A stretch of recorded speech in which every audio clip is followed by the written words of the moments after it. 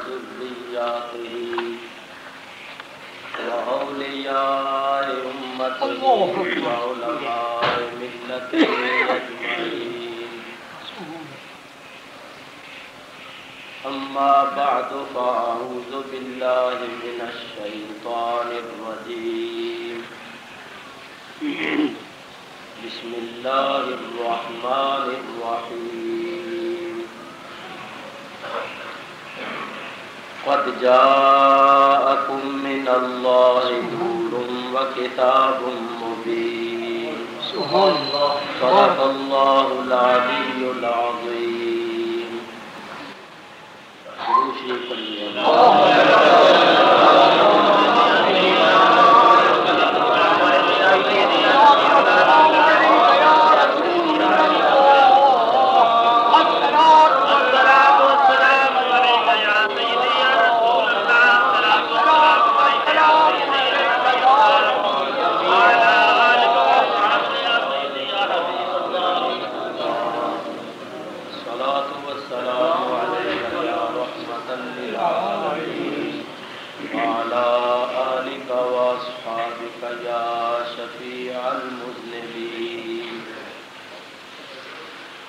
حمد و صلات کے بعد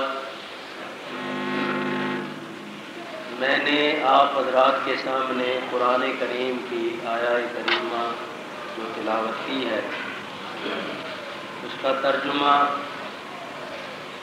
اور نبی کریم علیہ السلام کے متعلق چند باتیں اپنے شکستہ الفاظ میں پیش کرنے سے پہلے عرض کرتا ہوں. ابھی راستے میں ہی جب ہم رکشے میں بیٹھ کر آ رہے تھے تو میں نے اپنے عزیز صوفی محمد اقبال صاحب سے یہ عرض کیا کہ جمعے کی نماز کے بعد حضرت شاہ صاحب قبلہ کی خدمت میں ضرور حاضری دینی. ابھی آتے ہیں، ان کی زیارت کرنی ہے اور ان کے آستانہ عالیہ پر حاضر ہوں گے. انہوں نے کہا بالکل ٹھیک. تو مجھے بڑی ہی خوشی اور مسرت ہوئی ہے یہ دیکھ کر کہ جب میں مسجد میں داخل ہوا تو حضرت صاحب بیان فرما رہے تھے تو اللہ تعالیٰ نے یہیں آپ کی زیارت کا شرف عطا فرما دیا ہے اور کچھ کلمات بھی سننے کے اللہ تعالیٰ نے عطا فرما دیا. میرا خیال تھا کہ میں چپ کر کے باہر بیٹھا رہتا اور بیان فرماتے رہتے، مگر صوفی محمد اقبال مجھے اندر لے آیا اور میں اس طرح چھپ کے اندر آیا پیچھے پیچھے کہ حضرت صاحب مجھے دیکھے نہ اور بیان کرتے رہے. مگر اب تعمیل ارشاد بھی میں اپنے لیے سعادت سمجھتا ہوں. وقت تھوڑا ہے تو مختصر سے وقت میں ایک دو باتیں عرض کرنی ہے. اللہ تعالیٰ ارشاد فرماتا ہے قد جاءکم، بے شک آ گیا تمہارے پاس، من اللہ، اللہ کی طرف سے، نور و کتاب مبین، ایک نور اور ایک روشن کتاب. سیدنا عبداللہ ابن عباس رضی اللہ تعالی عنہ سے لے کر تفسیر جلالین تک جتنی بھی معتبر اور مستند تفسیریں ہیں ان سب کو اٹھا کر دیکھو، جمہور مفسرین کرام یہی فرما رہے ہیں کہ نور سے مراد نبی کریم علیہ السلام ہے اور کتاب مبین سے مراد قرآن پاک. نبی کریم علیہ السلام بلا شک و شبہ اللہ تبارک و تعالی کا نور ہے. خود فرمایا انا من نور اللہ والخلق کلہم من نوری، میں اللہ کے نور سے ہوں اور ساری مخلوق میرے نور سے ہے. کیا مطلب کہ میری تخلیق کا سبب اللہ کا نور ہے اور کائنات کی تخلیق کا سبب میرا نور ہے۔ اللہ کا نور نہ ہوتا تو میں نہ ہوتا، اور میرا نور نہ ہوتا تو کائنات نہ ہوتی۔ اللہ تعالیٰ بھی ارشاد فرماتا ہے کنت کنزا مخفیا، میں ایک مخفی خزانہ تھا، فاحببت، پس مجھے محبت ہوئی، میں نے چاہا، ان اعرف، کہ میں پہچانا جاؤں، فخلقت الخلق او فخلقت نور محمد صلی اللہ علیہ وسلم، تو میں نے مخلوق کامل یعنی مخلوق اول نور محمد صلی اللہ تعالی علیہ وسلم کو پیدا کیا۔ اس ارشاد ربانی سے یہ حدیث قدسی ہے جو مانن صحیح ہے۔ اس ارشاد ربانی میں اللہ تعالیٰ خود فرما رہا ہے کہ میں ایک مخفی خزانہ تھا، تو مجھے محبت ہوئی۔ سب سے پہلے اللہ تعالیٰ کو محبت ہوئی، اور اس محبت کا نتیجہ حضور علیہ السلام کی ذات پاک۔ اسی واسطے صوفیاء کرام حضرت امام ربانی امام مجدد الفسانی شیخ احمد فاروقی سرہندی رضی اللہ تعالیٰ عنہ فرماتے ہیں کہ سب سے پہلی تجلی جو ذات احدیت سے نمودار ہوئی، چمکی، اس تجلی کا نام ہے تجلی حبی، اور وہ تجلی حضور علیہ السلام کی ذات پاک۔ تو نبی کریم علیہ السلام کو اللہ نے پیدا کیا، اور اس کا سبب یہ بیان فرمایا ان اعرفا، کہ میں پہچانا جاؤں۔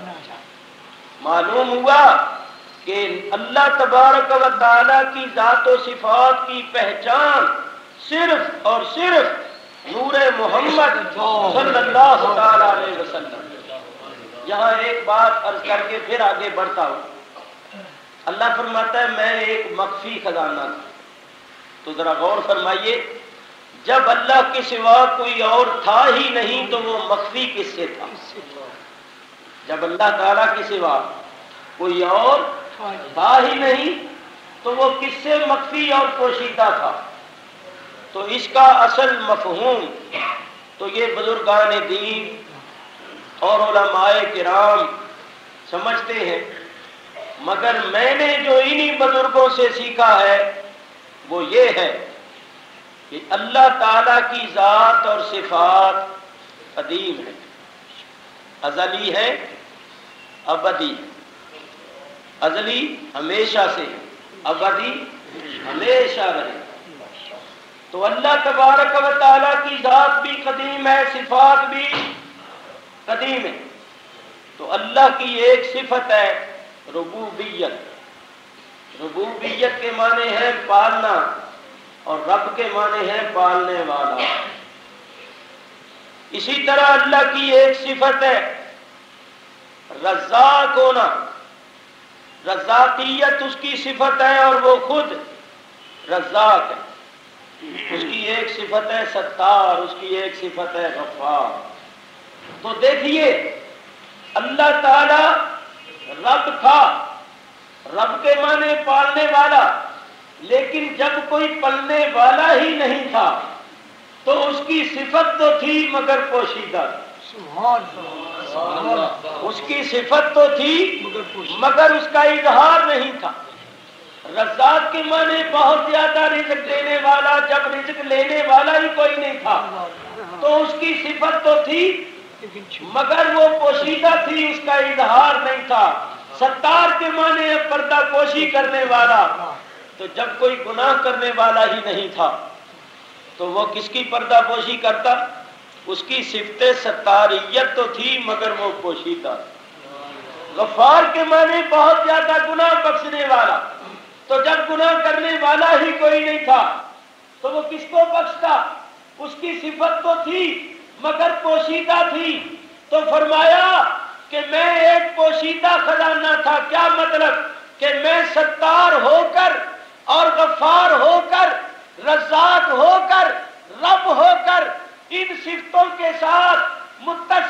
تھا مگر میری یہ صفتیں پوشیدہ تھی، تو میں نے نور محمد کو پیدا کر کے اور نور محمد کے سبب سے مخلوقات کو پیدا کر کے اپنی ان صفتوں کا اظہار فرمایا۔ معلوم ہوا کہ حضور نہ ہوتے تو رب رب ہو کر رب نہ ہوتا، وہ ستار ہو کر ستار نہ ہوتا، وہ غفار ہو کر غفار نہ ہوتا۔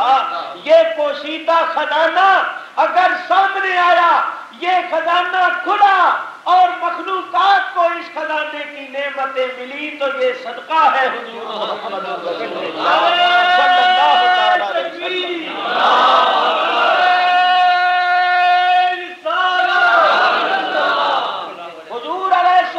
اسلام کا نور اللہ کی معرفت اور اللہ کی پہچان کا ذریعہ۔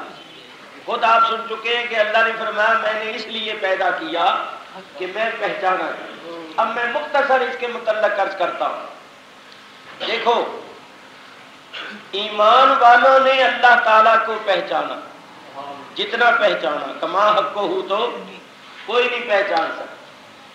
ہم نے اللہ تعالیٰ کو جانا پہچانا تو یہ حضور کی بدولت ایمان ملا، تو ہم ایمان والوں نے اللہ کو جانا پہچانا۔ تو یہ ایمان کیا ہے؟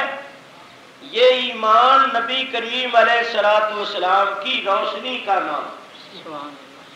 ہر مومن کے دل میں جو ایمان کا نور ہے، اس کا مرکز، دوسرے لفظوں میں کہو کہ اس کا پاور ہاؤس سرکار دو عالم علیہ الصلوۃ والسلام کی ذات گرامی ہے۔ یہ وہ حقیقت ہے کہ اپنے تو اپنے، پرائے بھی انکار نہیں کرتے۔ چنانچہ مولوی شبیر احمد صاحب عثمانی، جو علماء دیوبند میں بہت اونچا مقام رکھتے ہیں، انہوں نے اپنی تفسیر میں لکھا ہے، میں اصل الفاظ ان کے پیش کرتا ہوں۔ وہ لکھتے ہیں محققین کے نزدیک، للو پنجو نتھو پھتو کے نزدیک نہیں، محققین کے نزدیک مومن کا ایمان اگر غور سے دیکھا جائے تو ایک شعاع ہے آفتاب نبوت، اور آفتاب نبوت پیغمبر علیہ الصلوۃ والسلام۔ تو انہوں نے کیا لکھا کہ مومنوں کے دلوں میں جو ایمان کا نور ہے وہ حضور محمد الرسول اللہ صلی اللہ علیہ وسلم کی نورانی شعاعوں کا نام ہے۔ تو یوں کہیے کہ ہمارے دلوں، ہمارے سینوں کے اندر جو دل ہے، یہ دل بمنزلہ بلب کی، اور ان بلبوں میں جو ایمان کی روشنی ہے اس کا پاور ہاؤس حضور علیہ السلام کی ذات۔ تو دنیا کے تمام مومنوں کو ایمان کا نور، ایمان کی روشنی جو ملی ہوئی ہے یا ملے گی یا ملی ہے، وہ سب سرکار دو عالم علیہ السلام کی بارگاہ سے ملی۔ اسی واسطے اعلیٰ حضرت فاضل بریلوی رحمت اللہ علیہ فرماتے ہیں، چمک تجھ سے پاتے ہیں سب پانے والے، چمک تجھ سے پاتے ہیں سب پانے والے، میرا دل بھی چمکا دے چمکانے والے، میرا دل بھی چمکا دے چمکانے والے۔ ایک بات اشارتاً کرتا ہوں، دیکھیے کیا یہ ہو سکتا ہے کہ پاور ہاؤس میں انجن فیل ہو جائے، جنریٹر ٹوٹ پھوٹ جائے، اپنا کام کرنا ختم کر دے، اور میرے تمہارے گھروں میں بلب جلتے رہے؟ یہ ہو سکتا ہے؟ جب یہ نہیں ہو سکتا تو یہ کیسے ہو سکتا ہے کہ مصطفیٰ مر جائیں اور جہان میں مومن رہے؟ ایمان کی روشنی تو ان کی ذات سے آ رہی ہے۔ میرے دوستو، جب دنیا میں کروڑوں مومن موجود ہیں تو ماننا پڑے گا کہ حضور زندہ ہیں، اور حضور کی ذات سے ایمان کی روشنی آ رہی ہے اور مومنوں کے دل جگمگا رہے ہیں۔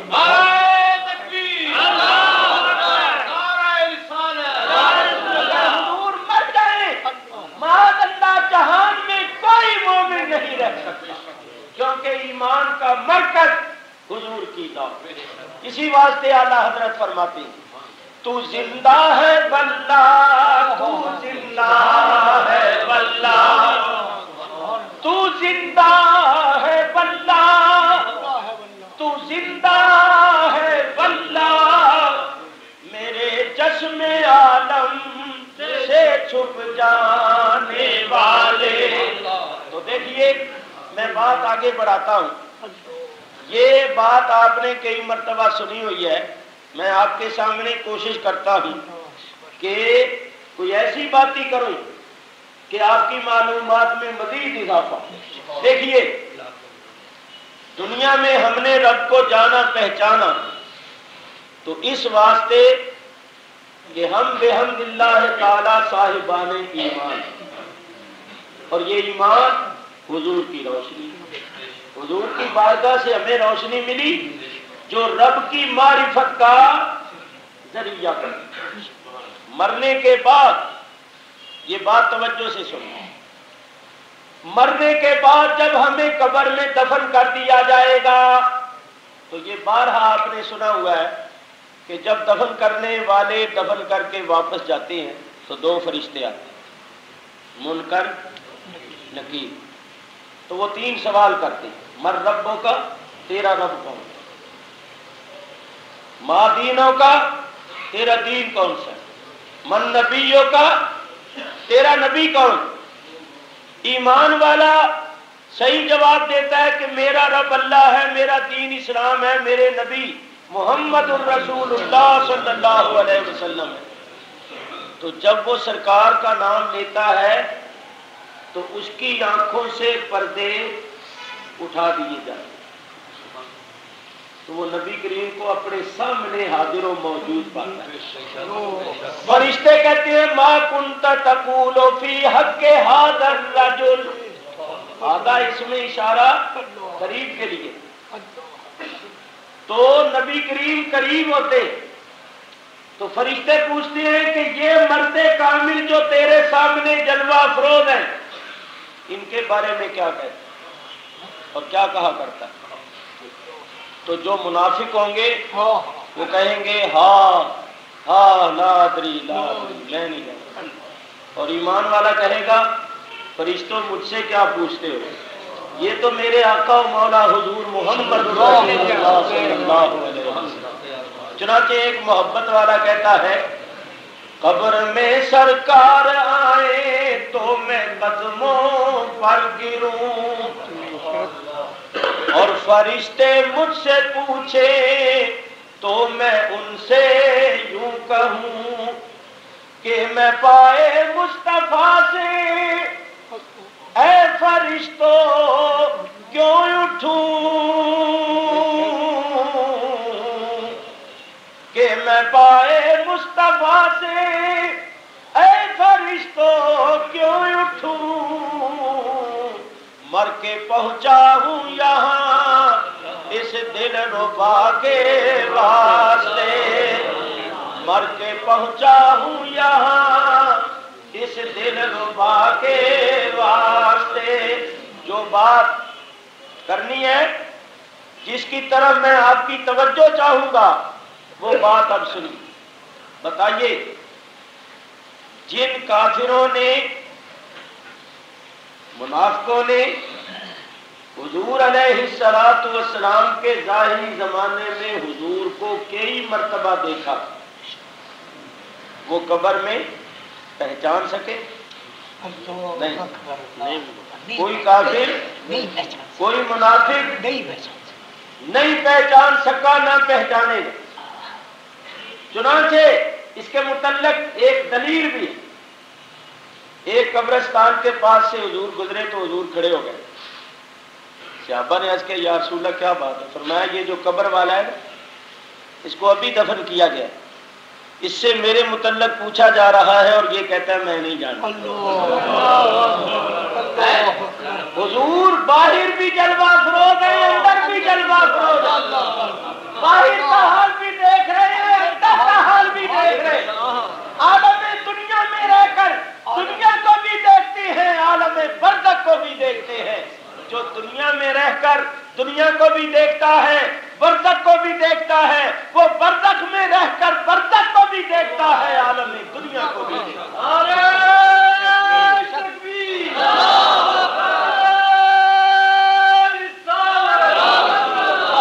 سنیے، جو بھی کافر منافق اس دنیا سے گیا ہے یا جائے گا وہ قبر میں حضور کو نہیں پہچان سکتا۔ تو جنہوں نے دیکھا تھا اس ظاہری دنیا میں وہ بھی قبر میں نہیں پہچان سکے، اور جو حضور کی وفات شریف کے بعد پیدا ہوئے یا قیامت تک ہوں گے انہوں نے اس ظاہری عالم میں حضور کو نہیں دیکھا مگر قبر میں دیکھتے ہی پہچان۔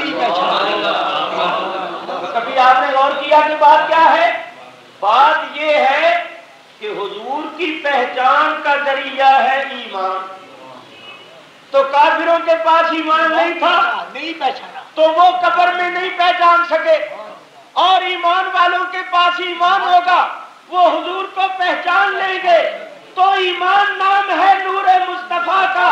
معلوم ہوا کہ ہم نے دنیا میں رب کو پہچانا تو یہ بھی نور مصطفیٰ کی برکت ہے، اور قبر میں حضور کو پہچانیں گے اور عذاب قبر سے بچیں گے تو یہ بھی نور مصطفیٰ کی برکت ہے۔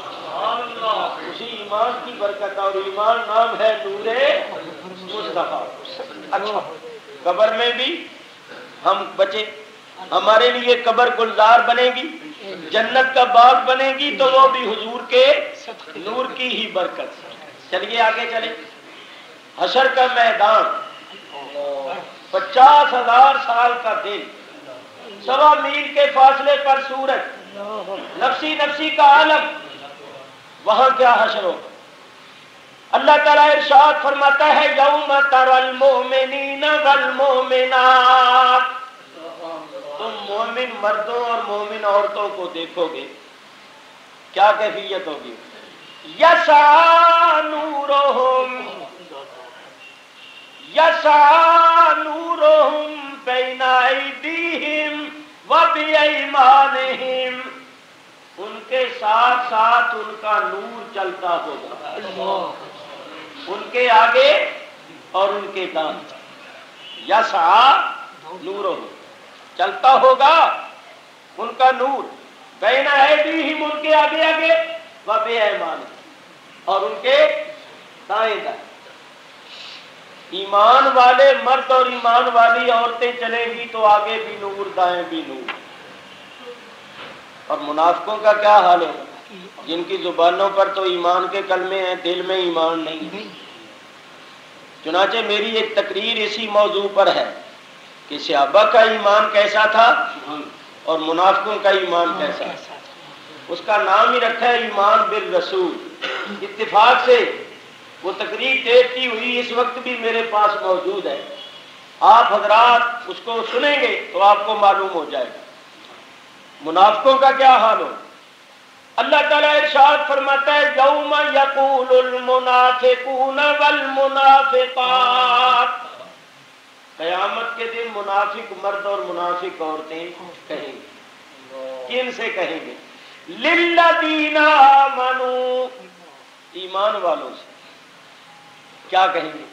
انظرونا، او ایمان والو ہم پر نظر کرو، ہمارا حال دیکھو، تمہارے تو آگے بھی نور ہے، دائیں بھی نور ہے، اور ہم تاریکیوں کا شکار ہیں، اندھیریوں میں ہیں، تو ذرا ہمارے حال پر نظر کرو اور ایسا کرو نقتبس من نورکم، تھوڑا سا نور ہمیں بھی دے دو، ہم بھی تمہارے نور میں سے تھوڑا سا لے لے، ذرا ہمارے قریب آ جاؤ، تمہارے آگے بھی نور ہے، دائیں بھی نور ہے، اور ہم تو تاریکیوں میں ہیں، تو مہربانی کرو ہمارے حال پر نظر کرو، ہمارے قریب آؤ، تھوڑا سا نور ہم بھی تم سے لے لیں۔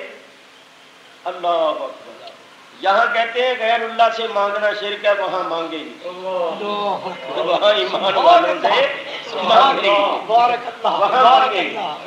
یہاں کہتے ہیں اللہ کے سوا کسی سے کوئی مت مانگو، وہاں ایمان والوں سے مانگیں گے ہمارے حال پہ رحم کرو، تھوڑا سا نور ہمیں دے دو، مگر جواب بڑا شاندار ملے گا۔ قیل ارجعوا وراءکم فالتمسوا نورا، کہا جائے، یہ نہیں بتایا کون کہے گا، کوئی سنی کہے گا، ڈٹ کے کہے گا، کیا کہے گا؟ ارجعوا وراءکم، جاؤ واپس چلے جاؤ۔ پنجابی کہتے ہیں جتوں آئے ہو اتھے ہی چلے جاؤ، اور جتوں آئے ہو اتھے ہی چلے جاؤ۔ اب ہم سے نور مانگتے ہو، جاؤ واپس دنیا میں جاؤ، فَالْتَمِسُوا نُورًا، وہاں جا کر نور مانگو۔ یہ قرآن پڑھ رہا، سبحان اللہ۔ ان کو یہ جواب ملے گا، جاؤ واپس دنیا میں جاؤ، وہاں جا کر نور مانگو۔ کیوں کہ یہ نور ملتا تھا بارگاہ مصطفیٰ سے، اور ان کو ملتا تھا جو نور مانتے تھے، اور نور مان کر نور مانگتے تھے۔ تم نے نہ مانا نہ مانگا، تو جب تمہیں بارگاہ مصطفیٰ سے نہیں ملا تو ہم سے کیسے مل سکتا؟ ایک قسم کی بڑی کرنی چوٹ ہوگی۔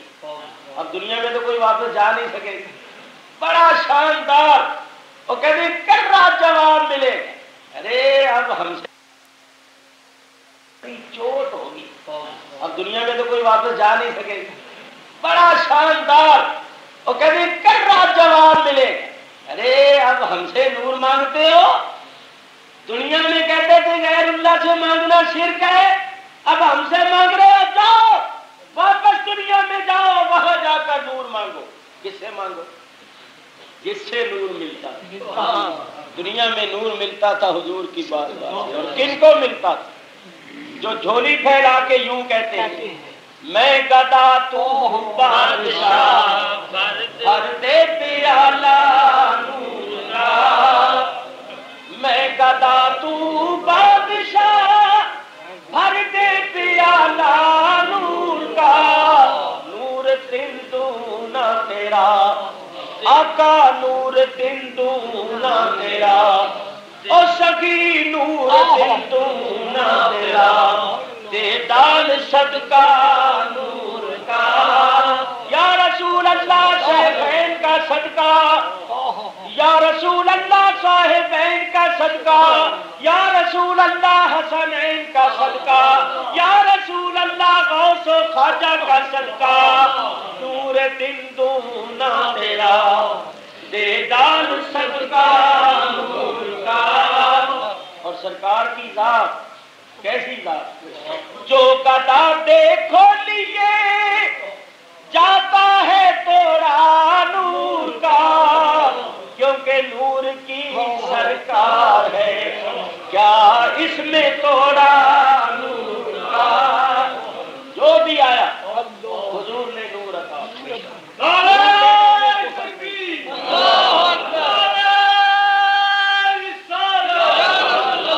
تو دیکھو حشر کے میدان میں جب کہ کہیں سایہ نہیں ہوگا، نہ کوئی دیوار کا سایہ، نہ چھت کا سایہ، نہ درخت کا سایہ، سایہ ہوگا تو اللہ کی رحمت کا اور حضور کے دامن کرم۔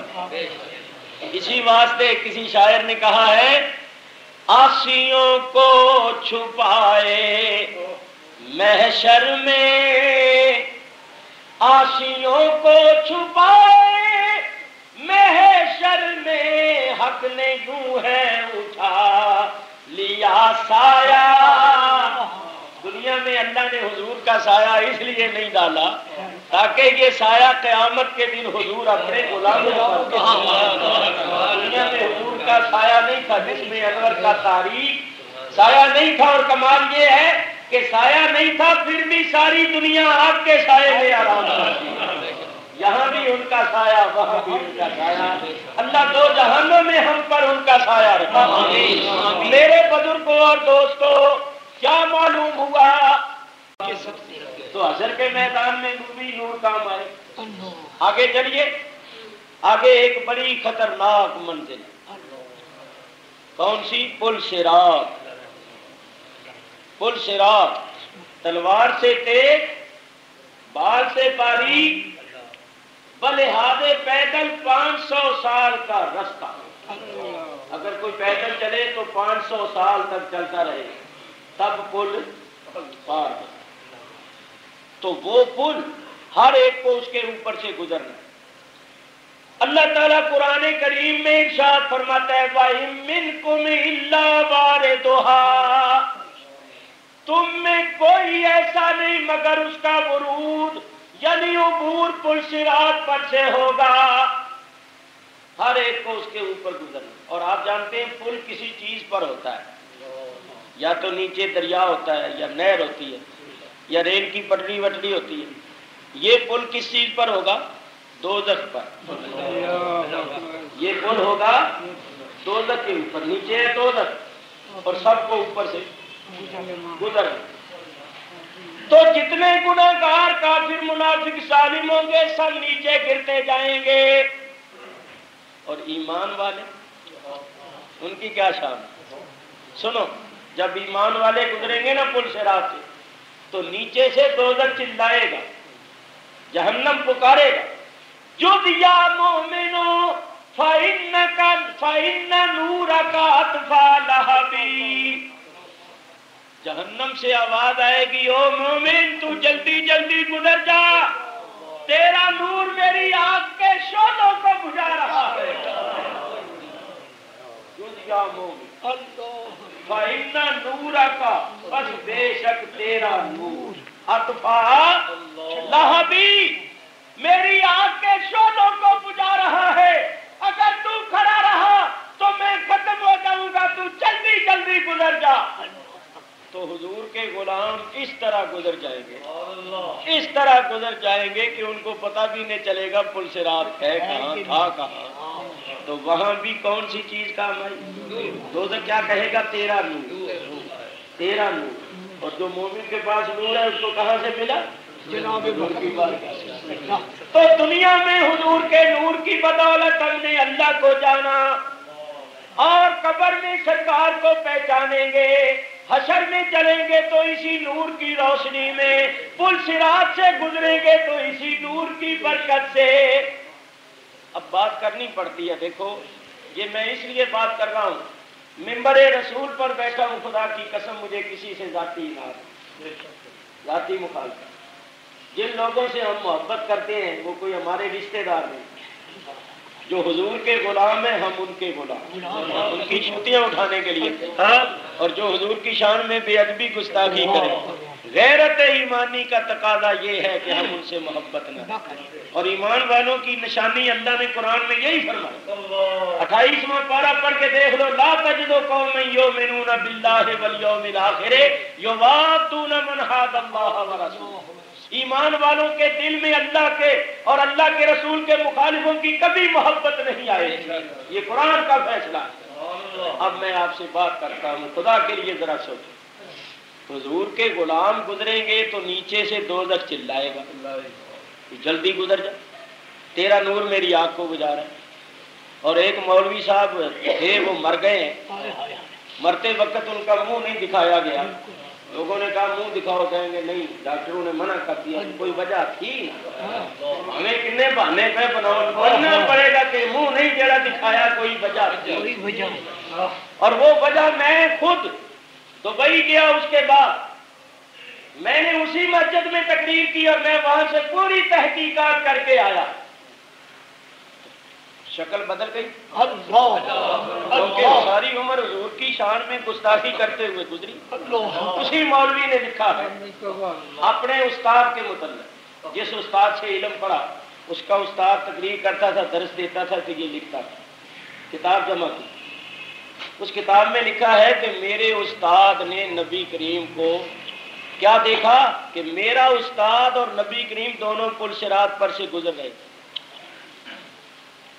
تو میرے استاد نے، استاد بھی 14ویں صدی میں ہوا، وہ بھی جس طرح مرا تھا جن لوگوں نے اپنی آنکھوں سے دیکھا ان سے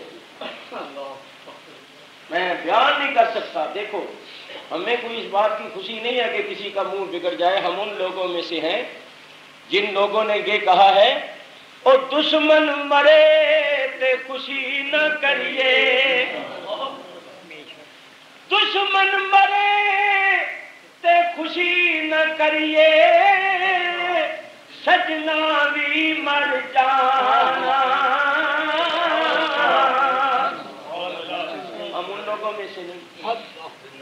دیکھو ہم کسی کی ذاتیات پر بھی بات نہیں کرتے. اللہ تعالیٰ ہم سب کے حال پہ رحم کرے. جہاں نبی کریم کی عزت کی بات ہوگی وہاں ہم بولیں.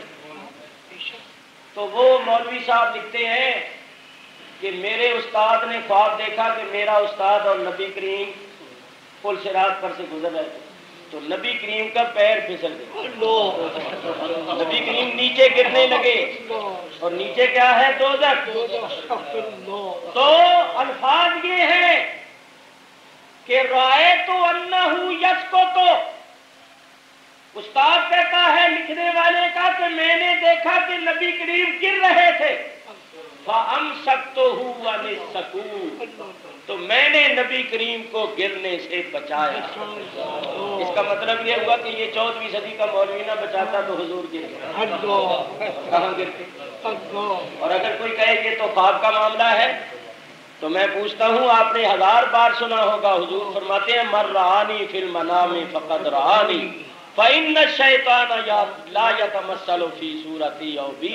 حضور فرماتے ہیں جو مجھے خواب میں دیکھتا ہے وہ فی الحقیقت مجھے ہی دیکھتا ہے. کوئی شیطان جن بھوت میری شکل نہیں بن سکتا. تو 14ویں صدی کا ملا کہتا ہے کہ نبی کریم پل صراط سے گر رہے تھے میں نے گرنے سے بچا. اگر یہ نہ بچاتا تو پھر کیا حال ہوتا؟ حضور گر جاتے ہیں. تو دیکھو سید الانبیاء حبیب کبریا کا پیر تو نہ بھی سرور انبیاء حبیب کبریا کا پیر تو پھسل جائے اور 14ویں صدی کے مولوی کا نہ پھسل. ذرا سوچو کیا یہ حضور کی توہین نہیں؟ اچھا ایک بات اور سنو. اللہ اکبر. وہ کہتا ہے میں نے بچایا. اور اگر ہم یہ کہیں نا کہ حضور ہم گرتوں کو بچا لیں گے تو کہتے ہیں یہ شرک ہے. ذرا سوچو خدا کر. اگر ہم یہ کہیں کہ حضور پل صراط پر ہم گناہگاروں کو گرنے سے بچا لیں گے تو کہتے ہیں شرک ہے. اللہ کے سوا کوئی نہیں بچا سکتا. حضور کسی کو کوئی نہ اور خود کہتا میں نے بچایا. اور بچایا بھی کس کو؟ سید الانبیاء کو. جس کا غلام گزرے تو جہنم زندہ اٹھے کہ جلدی گزر جا ورنہ میں ختم ہو جاؤں. نعرہ تکبیر. ایک طرف تو بے ادبی کا یہ عالم اور دوسری طرف ادب تعظیم اور محبت کا عالم دیکھ. امام اہل سنت اعلیٰ حضرت مولانا احمد رضا خان فاضل بریلوی رحمۃ اللہ علیہ فرماتے ہیں کہ حدیث شریف میں آتا ہے جبریل امین نے حضور کی خدمت میں عرض کیا یا رسول اللہ آپ فکر نہ کریں پل صراط کے بارے میں. قیامت کے دن آپ کے غلاموں کے لیے میں پل صراط پر اپنے پر بچھا دوں گا. حضور آپ کے غلاموں کے لیے میں پر بچھا دوں گا تاکہ آپ کے غلام آسانی کے ساتھ گزر جائیں. تو اعلیٰ حضرت اس بات کو سامنے رکھ کے کہتے ہیں جبریل کی بڑی مہربانی ہے ان کا بڑا احسان ہے کہ وہ حضور کے غلاموں کے لیے پر بچھائیں گے اور ان کا ایک پر مشرق مغرب جتنا بڑا ہے اور 600 پر ہے ان کے. تو وہ فرماتے ہیں اعلیٰ حضرت کی اگر جبریل پر نہ بھی بچھائے یہ ان کی مہربانی ہے کہ وہ بچھائیں اگر نہ بھی بچھائیں تو ہمارے آقا کا دامن رحمت اتنا وسیع ہے کہ ہمارا آقا اپنے دامن میں لے کر ہم گناہگاروں پہ اس طرح پار لگا دے کہ پتہ بھی نہ چلے پل صراط تھا. چنانچہ وہ ان کا شعر سنیں. حضور کی بارگاہ میں عرض کرتے ہیں پل سے اتارو راہ گزر کو خبر نہ ہو یا رسول اللہ یا حبیب اللہ ہمیں اپنے دامن کرم میں لے کر پل سے گزارو راہ گزر کو خبر نہ ہو پل سے اتارو راہ گزر کو خبر نہ ہو جبریل پر بچھائے تو پر کو خبر نہ ہو جبریل پر بچھائے تو پر کو خبر نہ ہو. یہ والوں کا ماحول۔ تو میرے دوستو بس یاد رکھو، دو جہان میں نعمتیں ملی ہیں یا ملیں گی، راحتیں ملی ہیں یا ملیں گی، بخششیں ملیں گی، تو یہ سب حضور کا صدقہ ہے۔ حضور کی بارگاہ سے ہمیں ایمان کی روشنی ملی، اور یہ ایمان کی روشنی دونوں جہانوں میں ہمارے کام آئے گی۔ اس لیے اللہ سے دعا کیا کرو کہ اللہ ایمان کو سلامت کرے، اس ایمان کی حفاظت کرو۔ میں صرف ایک بات کر کے گفتگو ختم کر رہا ہوں۔ دیکھو ایمان کتنی قیمتی چیز، ہم لوگوں کو قدر نہیں۔ ابھی جمعے کی نماز سے فارغ ہو کر آپ حضرات قرآن شریف ہاتھ میں لیں اور تیسرے پارے کی آخری آیت، کتنی آسان بات ہے، تیسرے پارے کی آخری آیت پڑھیں اور اس کا ترجمہ پڑھیں، حاشیہ ہو تو وہ بھی پڑھ لیں اور مجھ سے سن۔ کافر جب جائیں گے نا جہنم میں تو ان کو عذاب ہوگا، تو اللہ تعالیٰ ایک مثال دیتا ہے۔ اللہ فرماتا ہے فرض کرو کہ کافر کے پاس اتنا سونا ہو کہ روئے زمین اس سونے سے بھری ہوئی، پاکستان کی زمین نہیں، ملء الارض ذهبا ولو افتدى له به، ملء الارض ساری زمین سونے سے بھری ہوئی ہو اور وہ کافر کی ملکیت ہے، یعنی وہ سارا سونا کافر کا، تو وہ کافر اللہ سے یہ کہے کہ یا اللہ یہ سارا سونا جس سے روئے زمین بھری ہوئی ہے یہ لے لے اور مجھے عذاب سے نجات دے۔ تو اللہ فرماتا ہے کہ اگر کافر کے پاس روئے زمین بھر سونا ہو اور وہ عذاب کا فدیہ دے، عذاب کا بدلہ دے اور چاہے کہ عذاب سے نجات پالے تو نجات نہیں۔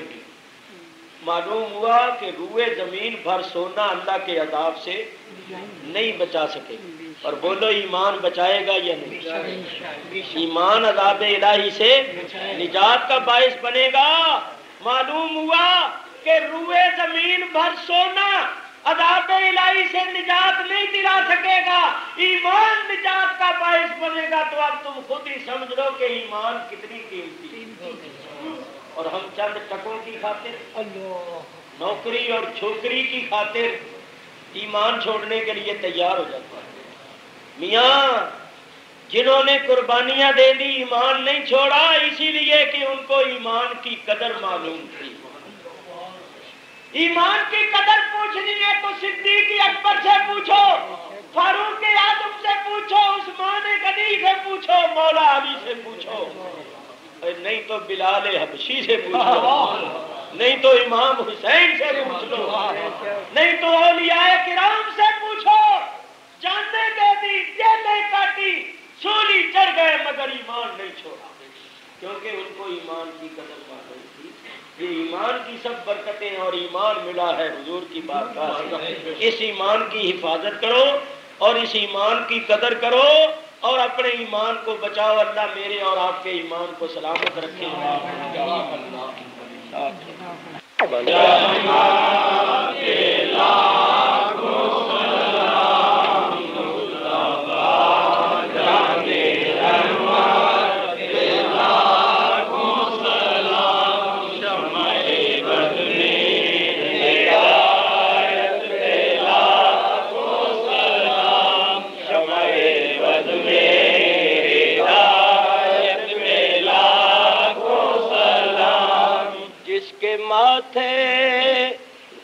شفاعت کا سہرا رہا، جس کے ماتھے شفاعت کا سہرا رہا، اس جبین